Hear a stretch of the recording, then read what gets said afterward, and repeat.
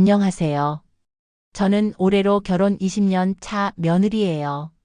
평범한 직장인이었던 저는 남편을 만나 20대 중반에 결혼했어요. 그때는 그저 남편이 좋았고 사랑 하나면 모든 역경을 이겨낼 수 있을 거라고 생각했죠. 하지만 결혼은 저만의 것이 아니더군요.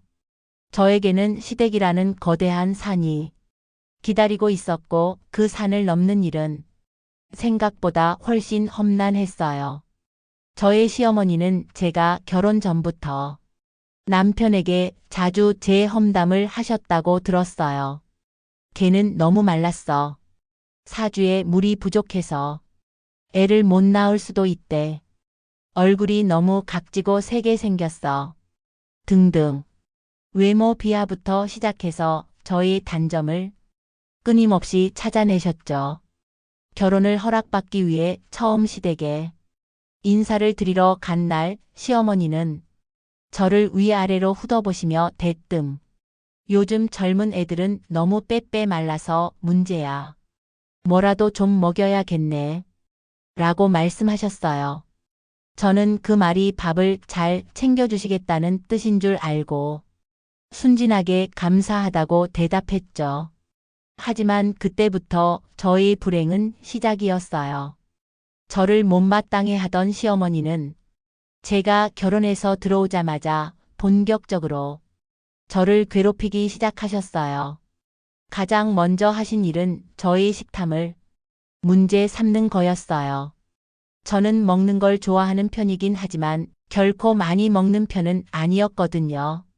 그런데 시어머니는 제가 밥을 한 숟가락만 더 떠도 어휴, 저렇게 먹으니 살이 찌지. 아무리 먹어도 배가 안 차니? 라며 혀를 끌끌 차셨어요.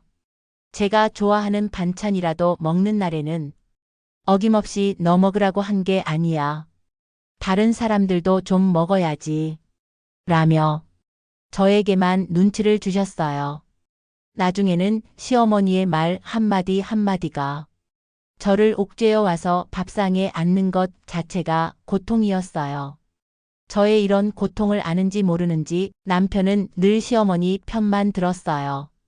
제가 시어머니 때문에 힘들다고 하면 엄마는 원래 그런 분이시잖아. 내가 이해해야지. 라며 저에게 모든 것을 감수하라고 했어요. 처음에는 저도 남편의 말처럼 제가 이해해야 한다고 생각했어요. 사랑하는 남편의 어머니니까 제가 좀 더 노력하면 시어머니도 저를 예뻐해 주실 거라고 믿었죠. 그래서 저는 시어머니의 비위를 맞추기 위해 갖은 노력을 다 했어요. 시어머니가 좋아하시는 음식을 배우고 매주 시댁에 가서 청소를 하고 시어머니 옷이나 액세서리를 사드리기도 했어요. 하지만 시어머니의 태도는 변함이 없었어요. 오히려 제가 노력하면 할수록 저를 더 하대하고 무시했어요. 명절이나 가족 행사가 있는 날에는 저를 아예 투명인간 취급하기도 했어요. 남편과 시누이, 시동생에게는 살갑게 대하면서도 저에게는 눈길 한 번 주지 않았어요. 제가 시댁에서 하는 모든 일은 당연한 것이었고 조금이라도 마음에 들지 않으면 불같이 화를 내셨어요. 한 번은 제가 명절 음식을 준비하다가 손을 대인 적이 있었어요. 너무 아파서 저도 모르게 신음소리를 냈는데 시어머니는 요즘 며느리들은 고작 이거 가지고 호들갑은 이라며 저를 나무라셨어요. 그때 저는 정말 서러움에 북받쳐서 눈물이 왈칵 쏟아질 뻔했어요. 하지만 시어머니 앞에서 약한 모습을 보이기 싫어서 꾹 참았어요. 제가 결혼하고 10년쯤 되었을 때였어요. 시어머니의 괴롭힘은 점점 더 심해졌고 저는 거의 매일 밤 울면서 잠이 들었어요. 남편에게 아무리 하소연해도 소용이 없었고 오히려 남편은 엄마가 너한테 뭘 그렇게 잘못했는데? 라며 저를 이해하지 못했어요. 저는 시어머니와 남편 사이에서 숨 막히는 결혼 생활을 이어가고 있었어요. 그러던 어느 날 저에게 작은 희망이 생겼어요. 바로 시어머니의 건강 악화 소식이었어요. 시어머니가 갑자기 쓰러지셔서 병원에 입원하셨다는 소식에 저는 죄책감이 들기보다는 오히려 안도감이 들었어요. 솔직히 말하면 이제 좀 살 수 있겠구나 하는 생각까지 했어요. 남편은 시어머니 병간호를 저에게 맡기려 했지만 저는 단호하게 거절했어요. 저는 더 이상 시어머니 병간호는 못해요. 제가 시어머니 때문에 얼마나 힘들었는지 아시잖아요. 라고 말했죠. 남편은 제 말에 어이없다는 표정을 지었지만 저는 더 이상 남편의 눈치를 보지 않았어요. 저는 제 자신을 위해 살기로 결심했어요. 시어머니가 병원에 계시는 동안 저는 오랜만에 평화로운 시간을 보낼 수 있었어요. 친구들과 만나 수다를 떨고 맛있는 음식을 먹고 혼자 영화를 보러 가기도 했어요. 그동안 시어머니와 남편에게 갇혀 지내던 저에게는 꿈 같은 시간이었어요. 하지만 저의 행복은 그리 오래가지 않았어요. 시어머니가 퇴원하시면서 다시 저희 지옥 같은 일상은 시작되었어요. 시어머니는 병원에 다녀오신 후에도 전혀 변하지 않으셨어요. 오히려 제가 병간호를 제대로 하지 않았다며 저를 더 심하게 구박했어요. 너 같은 며느리는 처음 본다. 어미가 아픈데 나 몰라라 하다니. 라며 비난을 쏟아냈죠. 저는 시어머니의 말에 아무 대꾸도 하지 않았어요. 더 이상 시어머니의 말에 상처받지 않으려고 노력했어요. 하지만 속으로는 늘 복수를 꿈꿨어요. 시어머니에게 제가 당했던 모든 고통을 똑같이 돌려주고 싶었어요. 지난 일부에서 시어머니의 상상을 초월하는 괴롭힘과 그로 인한 저의 고통에 대해 이야기해드렸죠. 저는 시어머니가 병원에 입원하셨을 때 잠시나마 평화를 느꼈지만 퇴원 후 다시 시작된 시어머니의 횡포에 지쳐갔어요. 더 이상 참을 수 없다는 생각에 저는 복수를 결심했어요. 시어머니에게 제가 당했던 모든 것을 똑같이 돌려줄 방법을 찾기 시작했어요. 며칠 밤낮으로 고민하고 인터넷을 뒤져보며 여러 가지 방법들을 찾아봤어요. 법적인 대응도 생각해봤지만 변호사 상담을 받아보니 현실적으로 시어머니의 언어폭력과 정신적 괴롭힘을 입증하기 어렵다는 답변을 들었어요. 결국 저는 저만의 방법으로 시어머니에게 복수하기로 마음먹었어요. 가장 좋은 복수는 시어머니가 가장 아끼는 것을 건드리는 것이라고 생각했어요.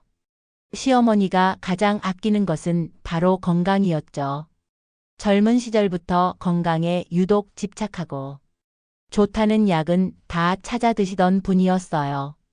저는 시어머니의 그런 집착을 역이용하기로 했어요. 어떤 약을 먹여야 할지 고민하다가 문득 시어머니가 항상 드시는 한약이 떠올랐어요.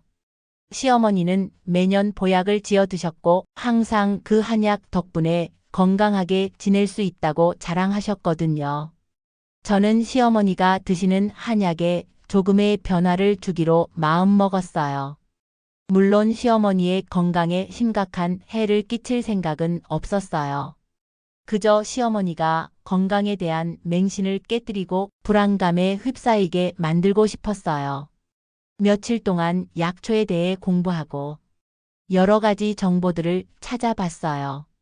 저는 시중에 파는 일반적인 한약재 중에서도 특별한 부작용은 없지만 과다 복용 시 속이 불편하거나 소화 불량을 일으킬 수 있는 약재들을 찾아냈어요. 그리고 시어머니가 한약을 지으러 가실 때 몰래 따라가서 한약방 원장님과 시어머니의 대화를 엿들었어요. 어떤 약재가 들어가는지, 어떤 효능이 있는지 등을 파악했죠. 드디어 복수를 실행할 날이 다가왔어요. 명절이었어요. 모든 가족이 시댁에 모여 명절 음식을 준비하고 있었죠. 시어머니는 평소처럼 저에게 갖은 심부름을 시키고 제가 하는 모든 일에 트집을 잡았어요. 며느리, 저는 좀 더 노릇노릇하게 부쳐야지. 나물은 왜 이렇게 싱거워? 다시 무쳐와. 라며 계속해서 저를 괴롭혔죠.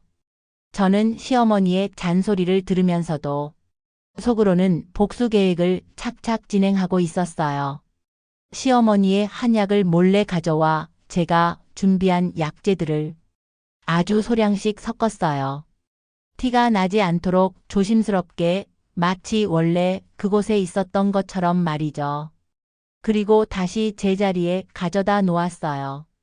아무도 눈치채지 못했을 거예요. 시어머니는 저녁 식사 후 늘 그랬듯이 한약을 드셨어요. 저는 아무렇지 않은 척 시어머니를 지켜봤어요. 시어머니는 한약을 드시자마자 미간을 찌푸리며 오늘 한약은 왜 이렇게 쓰지?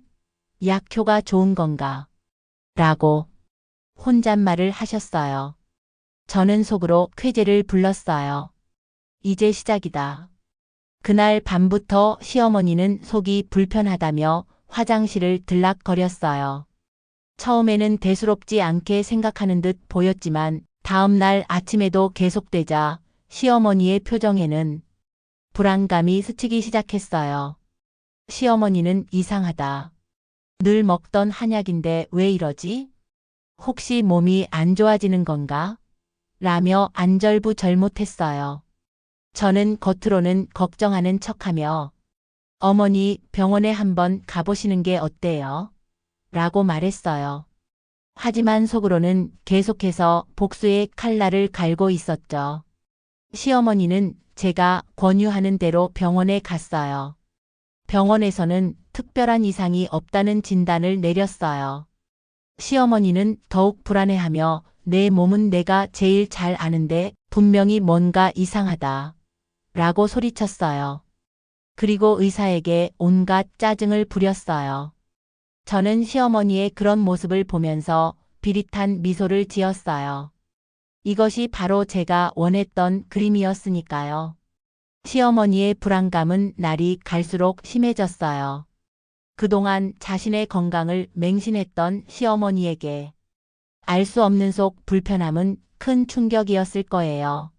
매일 아침 시어머니의 잔소리 대신 속이 쓰리다, 소화가 안 된다는 푸념이 들려왔어요. 저는 겉으로는 걱정하는 척하며 시어머니의 상태를 살폈어요. 어머니, 그래도 병원에서 괜찮다고 하셨으니 너무 걱정 마세요.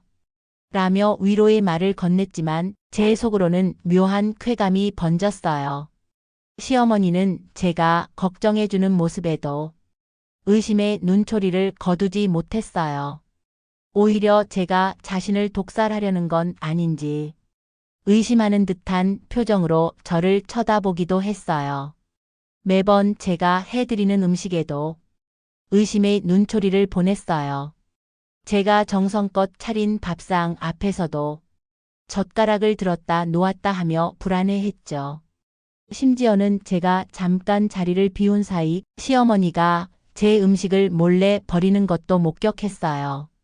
저는 그런 시어머니의 행동을 보면서 더욱 확신했어요. 이것이 바로 제가 원하는 복수라고요. 시어머니는 식사 때마다 음식에 뭔가 들어있는 것은 아닌지 꼼꼼히 살피고 남편과 시누이에게 먼저 먹어보라고 권하기도 했어요. 처음에는 대수롭지 않게 생각하던 남편과 시누이도 시어머니의 과도한 의심에 점차 지쳐갔어요. 남편은 엄마, 왜 자꾸 그래? 며느리가 뭘 한다고 그래? 라며 시어머니에게 짜증을 내기 시작했어요. 시누이도 엄마, 괜히 의심하지 마. 언니가 그럴 리 없잖아. 라며 저를 옹호하는 듯한 말을 했어요. 하지만 시어머니는 가족들의 말에도 불구하고 저에 대한 의심을 거두지 않았어요. 점점 더 예민해지고 신경질적으로 변해갔죠. 밤에는 잠을 제대로 이루지 못하고 뒤척이는 소리가 들려왔어요.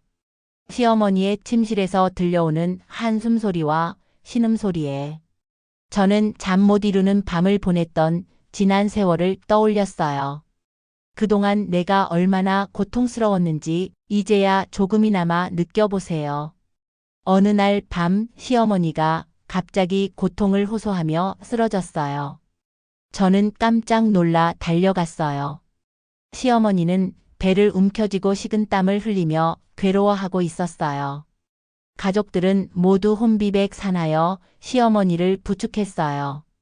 남편은 저에게 빨리 119에 전화해 라며 소리쳤어요. 저는 떨리는 손으로 119에 전화를 걸었어요. 구급차가 도착하고 시어머니는 들것에 실려 병원으로 향했어요. 병원으로 가는 내내 저는 복잡한 감정에 휩싸였어요. 제가 계획했던 복수가 성공한 것 같기도 하고 한편으로는 시어머니가 정말 위험해지는 것은 아닌지 하는 불안감도 들었죠. 병원에 도착하자마자 시어머니는 응급실로 옮겨졌어요. 의사는 시어머니의 상태를 확인하고 여러 가지 검사를 진행했어요. 초조하게 기다리던 남편은 저에게 도대체 엄마한테 무슨 짓을 한 거야? 라며 격분했어요. 저는 아무 대답도 할 수 없었어요. 그저 고개를 숙이고 남편의 비난을 감수할 수밖에 없었죠. 시어머니가 병원에 실려간 그날 밤은 제 생애 가장 길고 고통스러운 밤이었어요. 남편의 비난과 시누이의 싸늘한 시선 속에서 저는 죄책감과 동시에 묘한 해방감을 느꼈어요. 한참 후 의사가 나왔어요. 환자분은 특별한 이상이 없습니다. 다만 심한 스트레스와 경성 위험으로 보이네요. 당분간 안정을 취하시고 자극적인 음식은 피하는 것이 좋겠습니다. 의사의 말에 남편은 안도했지만 시어머니는 믿을 수 없다는 표정을 지었어요. 말도 안 돼. 내 몸이 이렇게 아픈데 아무 이상이 없다고? 분명히 뭔가 잘못된 거야. 라며 고함을 질렀어요. 의사는 난감하다는 표정으로 환자분이 너무 예민하게 반응하시는 것 같습니다. 혹시 최근에 스트레스 받는 일이 있으셨나요? 라고 물었어요. 시어머니는 저를 힐끗 쳐다보며 아무 말도 하지 않았어요. 저는 시어머니의 시선을 피하며 고개를 숙였어요. 남편은 시어머니의 반응에 의아해하며 엄마, 혹시 며느리가 뭐 잘못한 거라도 있어? 왜 자꾸 며느리를 쳐다봐? 라고 물었어요. 시어머니는 남편의 질문에도 대답하지 않고 저를 노려보기만 했어요. 그날 밤 시어머니는 결국 입원했어요. 남편은 병실에서 시어머니를 간호하며 저에게 계속해서 추궁했어요. 분명히 뭔가 있잖아. 엄마가 너 때문에 스트레스 받은 거 아니야? 저는 끝까지 모른 척했어요. 제가 뭘 했다고 그러세요? 오히려 어머니가 저한테 너무 심하게 하신 거 아니에요? 남편은 더 이상 저에게 아무 말도 하지 않았어요. 하지만 남편의 눈빛에는 저에 대한 깊은 불신이 담겨 있었어요. 며칠 후 시어머니는 퇴원했어요. 시어머니는 여전히 저를 의심했지만 예전처럼 대놓고 괴롭히지는 않았어요.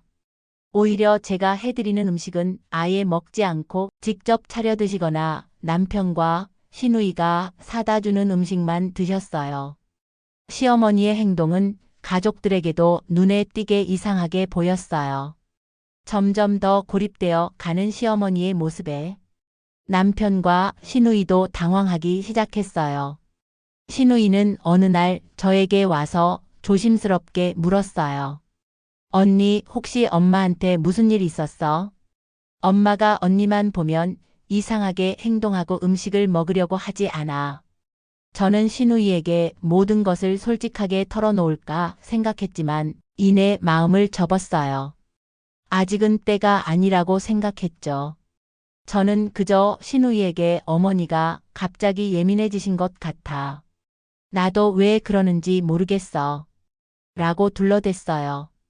그 후로도 시어머니는 저에 대한 의심을 거두지 못했고 결국 그 의심은 시어머니의 건강을 더 악화시키는 결과를 낳았어요. 시어머니는 식사를 제대로 하지 못하고 잠도 제대로 자지 못하면서 점점 말라갔어요. 늘 활기 넘치던 시어머니의 모습은 온데간데 없고 초췌하고 신경질적인 모습만 남았어요. 시어머니의 건강 악화는 결국 가족 전체의 불화로 이어졌어요. 남편과 시누이는 시어머니의 과도한 의심과 히스테리에 지쳐갔고 가족 간의 대화는 단절되었어요. 명절이나 가족 행사가 있는 날에도 예전처럼 화기애애한 분위기는 사라진 지 오래였어요. 저는 이런 가족의 모습을 보면서 씁쓸함을 느꼈어요. 제가 원했던 복수는 시어머니의 고통이었지 가족의 파국은 아니었거든요. 하지만 이미 엎질러진 물이었어요. 제가 시작한 복수는 되돌릴 수 없는 결과를 초래했어요. 저는 시어머니의 불행 속에서 저만의 행복을 찾아야 한다고 생각했어요. 비록 가족은 파국을 맞았지만 저는 시어머니의 그늘에서 벗어나 자유를 찾을 수 있었으니까요. 이제는 더 이상 시어머니의 눈치를 보지 않고 제 마음대로 먹고 싶은 것을 먹고 하고 싶은 것을 하며 살 수 있었어요. 이것이 바로 제가 꿈꾸던 삶이었죠.